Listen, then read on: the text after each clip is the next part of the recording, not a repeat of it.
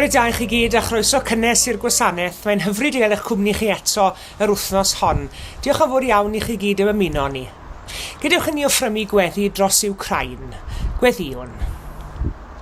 Ein tad yr hwn wyt yn y nefoedd. Gwrando'n gweddi yn awr o dad, wrth i ni gyflwyno ger dy fron di drwy gyfrwng y weddi hon, ein brodyr yn chwiorydd yng Nghrist yn Wcrain. Cofiwn arglwydd am bawb sydd yn ofni gweld y bore hwn yn gwawrio, ac yn ofni gweld y nos yn dod, a phawb sydd yn byw mewn ofn a phryder a phoen. Gweddiwn am heddwch yn y ran honno o ddwyrain Ewrop, ac am heddwch mewn man eraill o'r byd hefyd, lle mae yna ormes a thrais ar y fila. Cyflwynwn y weddi hon yn enw Iesu, tywysog tangnefedd. Amen.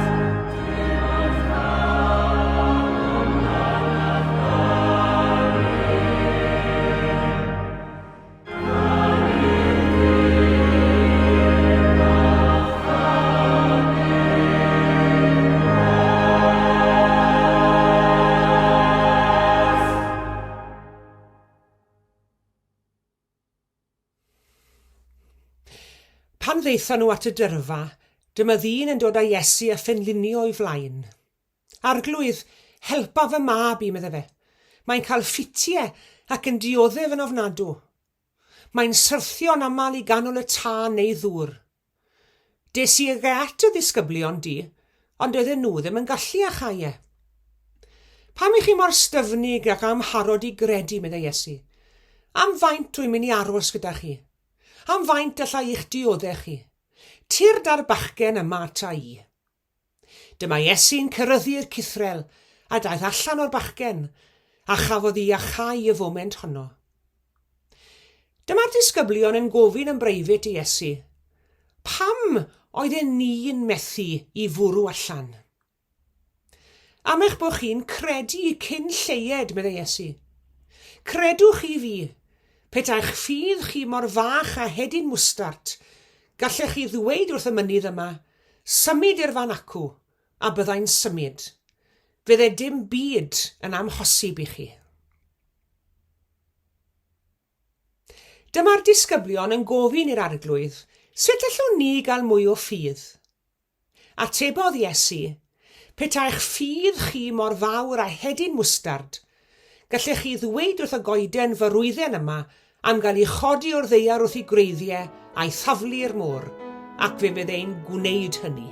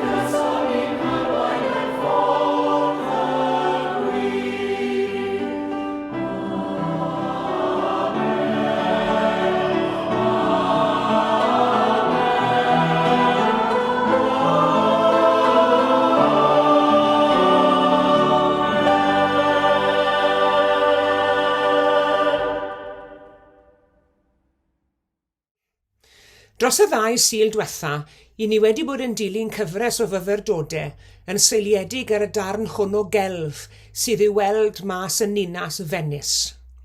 Nawr, fe hoffwn ni ymddiheirio'n fawr iawn. Wy'n credu fy mod i di sil diwetha wedi sôn am Vienna ac nid Venice. Yng nghamgymeriad i oedd hynny ymddiheiriadau mawr, braidd yn embarrassing. Diolch yn fawr iawn i'r rhai craff yn eich plith chi. Y sylwodd bod y ddinas wedi symud ers yr wythnos cynt. Gobeithio'n wir bod neb ohonoch chi wedi bod mas yn Vienna nawr wythnos hon yn chwilio am y cerfluniau yma. Venice yw'r ddinas.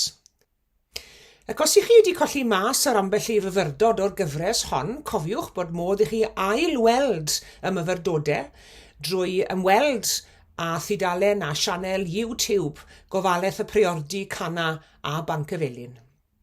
6 par o ddwylo sydd gyda ni fan hyn, yn ymestyn dros y dŵr ac yn cydio'n ei gilydd 15 metr o uchder. Ac mae'r 6 par o ddwylo'n cydio'n ei gilydd mewn ffyrdd gwahanol, ac yn symbol o'r modd mae angen i bob un ohono ni ddod ynghyd i adeiladu gwell byd. Mae'r cerflunydd wedi rhoi enw ar bob par o ddwylo, doethineb, cariad, gobaith, cymorth, cyfeillgarwch a ffydd. 6 elfen o fywyd sydd angen i gwella mwyn adeiladu gwell fyd. Y sil diwetha, fe edrychon ni ar gariad. Y sil cyn hynny, fe edrychon ni ar ddoethineb. Heddi, i ni'n mynd i ystyried y thema o ffydd. A dyma'r cerflun o ffydd sy'n rhan o'r gyfres o bontydd yma yn Venice. Ond yw'r ffordd neu'r ongl i ni'n edrych ar bethau yn gwneud gwahaniaeth mawr yn bell i waith. A mae hyn yn wir hefyd yn y Beibl, cofiwch, ac yn arbennig yn yr Efengylau. Mae'r un stori yn gallu cael ei hadrodd gan 2 awdur gwahanol o 2 safbwynt gwahanol. Ac mae'r gwahaniaethau rhwng y 2 awdur a'r 2 stori yn golygu ein bod ni'n cael dehongliad llawnach a chyfoethocach o'r stori honno. Enghraifft, yn Efengyl Matthew, pan bod Iesu yn gwella'r bachgen ifanc yr ysbryd aflan ynddo, a'r disgyblion yn cwestiynu pam na lle nhw i wella fe. Pam bod i ymdrechion nhw wedi methu. Dyma Iesu'n dweud taw i diffyg ffydd oedd yn gyfrifol am hynny. A meddai Iesu ma'ch ffydd chi mor wan, meddai fe. Yn wir rwy'n dweud wrthych, os bydd gennych cymaint o ffydd a hedyn mwstart, fe ddywedwch wrth y mynydd hwn, symud oddi yma, symud a wna. Waw, fe allan ni wneud a ffydd yna. Nawr, gadewch i ni edrych ar ddehongliad lyc o ffydd yr hedyn mwstart, o'i gymharu â dehongliad Mathew. Yng nghofnod lyc, mae'r disgyblion yn gofyn i Iesu gryfhau i ffydd nhw. Ond sylwch ar ymateb Iesu i gais y disgyblion. Pe bai gennych ffydd gymaint a hedyn mwstart, fe allech chi ddweud wrth y goeden hon, coder dy wreiddiau a fflaner di yn y môr, a byddai ni fyddhau i ti.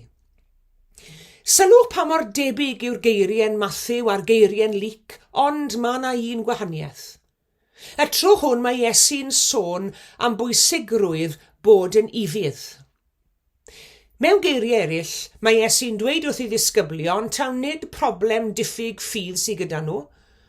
Mae chydig bach o ffydd yn ddigon fel yr hedyn mwstart. Ond y broblem sydd gyda nhw yw i diffyg menter, i diffyg ymateb i'r ffydd. Bod angen chydig bach mwy o action arnyn nhw. Chi'n gweld y gwahaniaeth sydd gyda ni fan hyn i bod Mathew yn dweud bod chydig bach o ffydd yn ddigon, tra bod Luc yn dweud nad eistedd yn bytu'r lle yn gofyn i Dduw am fwy o ffydd sydd eisiau, ond gweithredu'r ychydig ffydd sydd gyda ni, ac fe fydd hynny'n ddigon.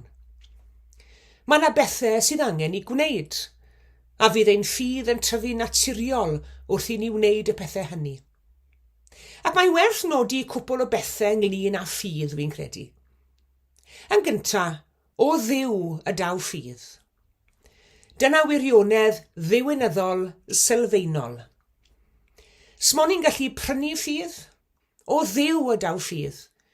Nid rhywbeth y medrwn ni ennill yw ffydd chwaith. Sdim ots pa mor glefer neu alluog i ni. Os i ni'n credu taw gallu a chlyfrwch sy'n dod â ffydd i ni, wel, i ni'n arrogant. Falle bod rhai ohono ni'n credu bod ni wedi etifeddu ffydd. Wedi'r cwbl.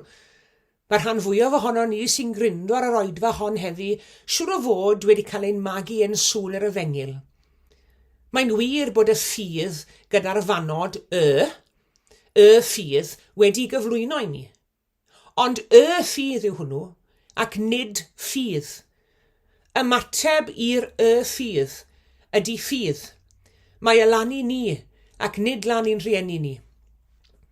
Tra'n gwerthfawrogi'n fawr y cyfle rhoddwyd i ni gael ein magu yn sŵn yr efengil ac yng nghymdeithas yr eglwys, ond does gan Dduw ddim wyron ac oeresau, dim ond plant. Mae Duw yn dad, dyw e ddim yn ddat cu. O Dduw ydaw ein ffydd, ac nid o unrhyw beth neu unrhyw un arall. Ac os angen mwy o ffydd arno ni, fe fydd Duw yn darparu mwy. Does dim angen i ni fynd i chwilio rhywle arall. O Dduw ydaw gras, o Dduw ydaw ffydd. Felly nid ein diffyg ffydd yw'r broblem fe. Mae Duw yn darparu ffydd i ni. Dim problem. Rhodd gan Dduw yw e. A mae hyn yn dod â ni at yr ail bwynt. Natur ffydd yw i fod e'n gallu addasu i gwrdd â'n anghenion ni. Gan taw rhodd yw ffydd, ac nid rhywbeth yr ydyn ni wedi gynhyrchu'n hunain na'i ennill, ni fydd Duw fyth yn ei rhoi ni mewn sefyllfa lle nad oes gyda ni ddigon ffydd i ymdopi gyda'r sefyllfa honno. A mae hyn wedi bod yn wir am bobl ddiw eriod. Mae pawb ohono ni'n gyfarwydd â hanes John Bunyan, awdur taith y Pererin. Fe gas ei daflu'r carchar yn y flwyddyn 1660. Am bregethu'r hyn oedd yn cael ei ystyried yn efengil am hoblogaidd. Oedd e wedi ynysu'n llwyr yn y jail am 12 mlynedd. Byddai'r fath brofiad wedi dod yn ddigon i'n torri ni, wy'n siŵr. Byddai fe wedi bod yn brofiad y byddai wedi torri'r cryfa ohono ni. Ond nid John Bunyan. A phe bai yma heddi yn rhoi tystiolaeth yn yr oedfa hon.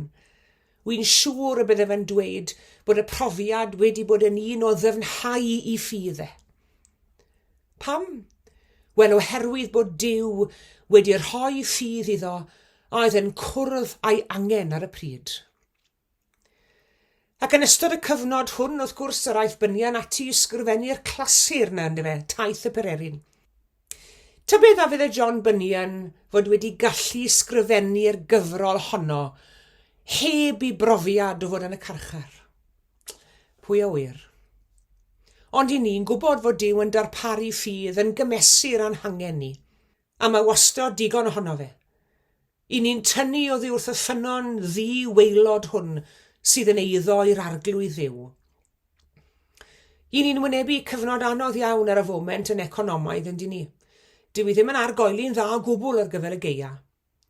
Ac mae llawer I deulu ac unigolyn yn poeni am y cynnydd aruthrol mewn costau byw.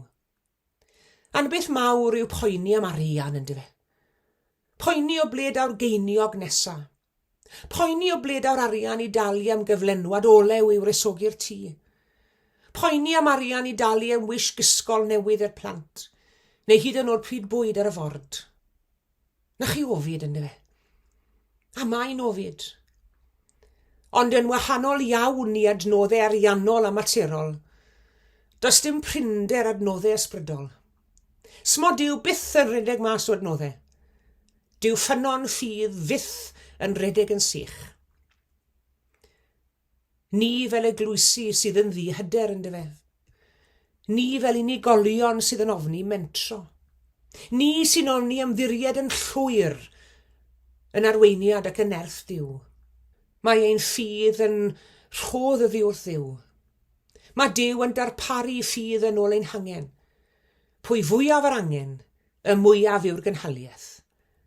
Am hyn yn dod yn un deudi at y trydydd pwynt. Nid diffyg ffydd ydy'r broblem, ond hytrach ein bod ni'n araf iawn I droi ein ffydd ni yn weithredoedd. Nid yw ffydd yn ddiog. Mae ffydd yn rhywbeth dynamic. Dyw e ddim yn rhywbeth static. Mae angen bach o action ar ffydd. Mae angen workaholics ysbrydol ar ddiw, ac nid rhai sy'n dioddef o paralysis of analysis, eistedd lawr a gwneud dim. Ond mae ffydd yn chwilio waith, a hwnnw'n waith cadarnhaol ac adeiladol. Mae ffydd yn lico bach o action. Y mae gwir wasanaeth I Dduw yn golygu troi ein ffydd yn wasanaeth ystyriol I Dduw ac i'r byd. Fe siaradodd Albert Schweitzer rhyw dro dosbarth graddio mewn ysgol I fechgyn yn y flwyddyn 1935. Ac fe ddywedodd fel hyn: Dydw I ddim yn gwybod beth fydd eich tynged chi fechgyn. Efallai bydd rhai ohonoch chi'n dal swyddi cyfrifol a dylanwadol. Efallai bydd rhai ohonoch chi'n dod yn enwog fel ysgrifenwyr neu'n artistied. Ond wi yn gwybod un peth. Yr unig rai yn eich plith a fydd yn wir ddedwydd a hapus eich byd yw rhai ohonoch chi a fydd wedi chwilio ac wedi darganfod sut I wasanaethu. Mae'r geiriau hynny'n wir. Sgrifennwch nhw lawr. Sgrifennwch nhw lawr. Ac mae werth I ni ysgrifennu'r geiriau hynny hefyd ar ein calonnau ni. Nid diffyg ffydd sydd yn dod ac anapusrwydd I ni. Wedi'r cwbl mae Iesu di gweud bod ychydig o ffydd yn ddigon fel yr hedyn mwstart. Nid o ddiffyg ffydd ydaw anhapusrwydd yn ein bywydau, ond o ddiffyg gwasanaeth. Cryfhau'n ffydd medde'r disgyblion wrth Iesu.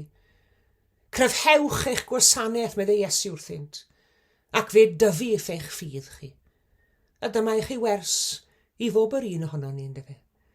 Diolch am yr ychydig ffydd, a fod na ddigon ohono ar gael eto, ond mae yn ffydd sydd yn gofyn am weithgarwch, ac o'r gweithgarwch hwnnw y ddaw mwy o ffydd. Sgwennwch a lawr gyfeillion, yr rhai a fydd yn ddedwydd a hapus I byd, yw'r rhai a fydd wedi chwilio ac wedi darganfod sut I wasanaethu yn enw Crist. Amen.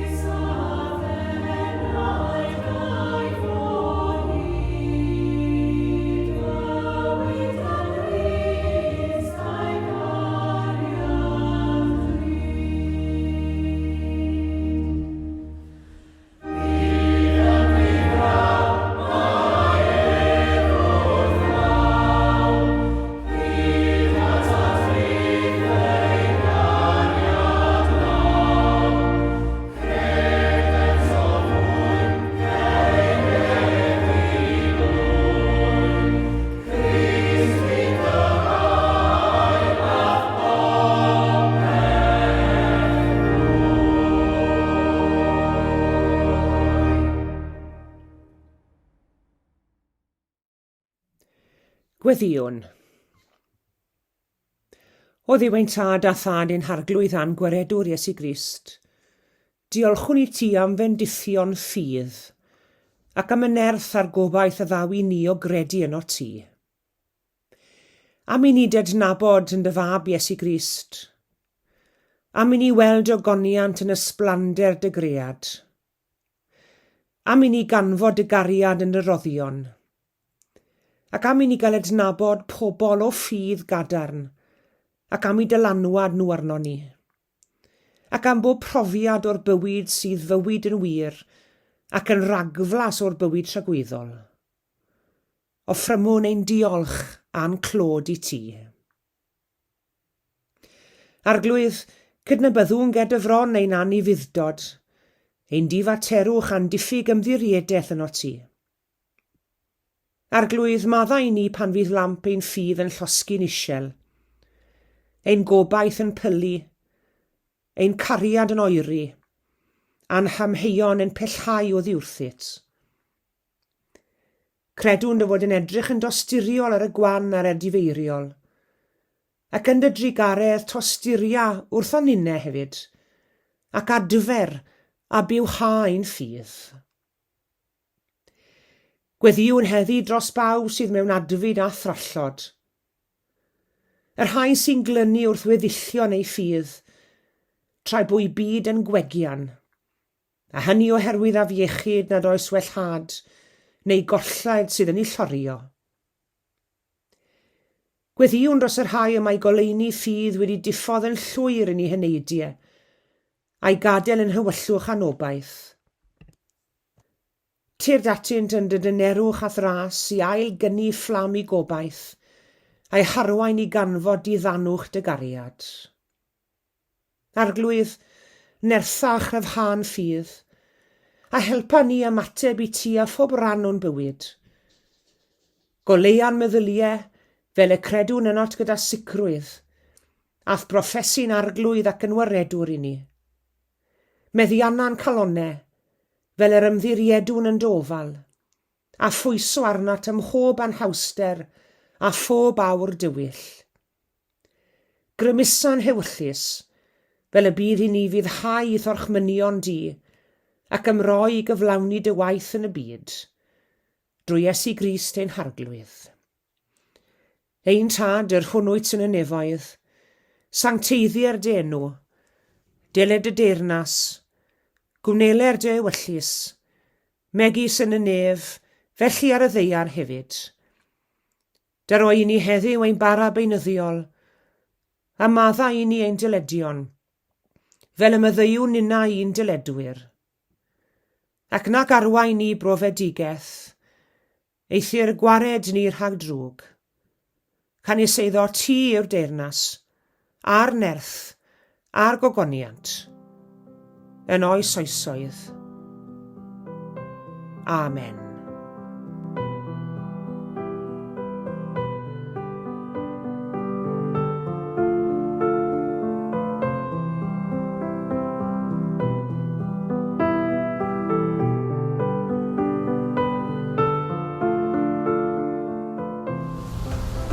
Diolch yn fawr iawn i chi gyd am eich cwmni yn yr oedfa. Tan y Sul nesaf, cadwch yn ddiogel ac yn iach, a gras ein harglwydd Iesu Grist a chariad Duw a chymdeithas yr ysbryd glân a fyddo gyda ni oll. Amen.